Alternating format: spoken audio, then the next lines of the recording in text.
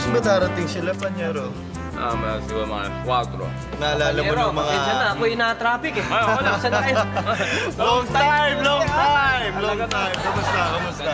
Ito, ayos lang. Kamusta naman kayo, ha? Ito, masaya. Actually, excited kami ngayon. Magkasama-sama tayo ulit. Alam mo na yung mga panahon natin. Oo, tagal natin hindi nagkita, no? Musta na? Kamusta ang buhay? Eh, okay naman. Ako yung anak ko. Yung kayo, yung inaanak ninyo. Kamusta? Naku, napaka-proud ko sa kanya. Alam mo, napakayaman na niya ngayon. Tagal ko na hindi nakita. Ay, naku, ang lakas kumita. Ahead siya ngayon ng kwan. Nag-i-import ng mga kotse na modelo. Oo. Talaga? Siya ang president, no? Good, good. Good. Sobrang laking kinikita. Alam mo kung gaano kalaki? Gano'n? Aba, last week, meron siyang kaibigan nag-birthday. Niregaluhan niya ng dimodelong BMW. Ganun-ganun lang, binigay lang. BMW yung niregalo niya? Talagang proud na proud ako sa... Kaya mamagandang kita niya. At least pinapamahagi niya yung mga kinikita niya. Ako, anak ko, siya may-ari ng pinakamalaking store ng mga jewelry dito sa buong Pilipinas. Kanya ba yun? Kanya! Lahat sa mga Ang mall. malaki na. Lahat ng mall dito siya nagsusupply. ganun ba? Ganon siya, kayaman ngayon. Alam nyo, may kaibigan siya last week. Oh. Niregaluhan niya. Birthday eh. Birthday, Binigyan niya ng bracelet na brilyante. Ang lalaki ng bato. Mahal yun, ha? Expensive. Naregalo na. Regalo lang niya. Medyo gumanda rin pala buhay. Maganda rin ang buhay ng mga anak niya. Parehas din lumaban, di ba? I mean, pare, dito sa mundo, sa buhay natin ngayon, di ba? Hirap. Pero alam niyo, isa sa swerte talaga. Para sa akin, yung anak ko. Oh, bakit naman? Mayaman siya ngayon eh. Mayaman na anak mo. Mayaman.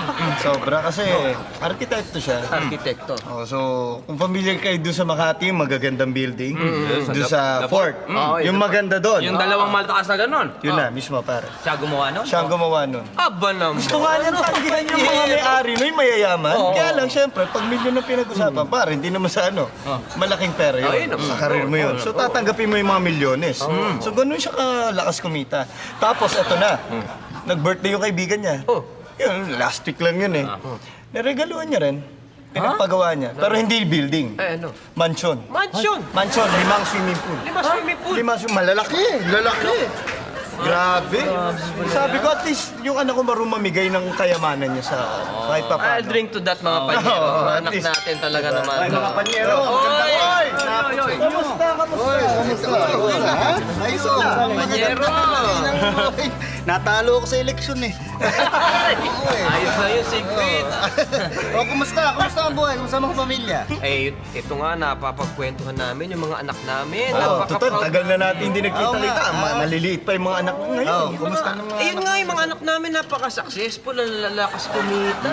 Mayaman, mayaman na. At least sinuwerte yung mga bata. Ako, hindi nyo na itatanong okay lang, okay lang. Kamusta nga pala yung anak mo? Uli namin nakita, maliit pa eh. Ano siya ngayon kwan siya ngayon, Ano? Ito naman. Nahiya ako. Ano yan? Ano yan? Ano yan? Mayaman na Sige anak. na. Siguro, Kamusta ba doktor. siya? Siguro doktor. Hindi, kwan, macho dancer. Nagsasayaw sa gay bar. Nagko-call boy din siya. Malabiro ka Pare, naman tumanda na nga tayo. Ganyan ka pa rin magsalita, biro. Hindi, totoo to. Totoo to. Talagang ano siya, nagko-call boy, macho dancer. Ay, sa gay bar siya nagtatrabaho. Kawawa ka naman, pare.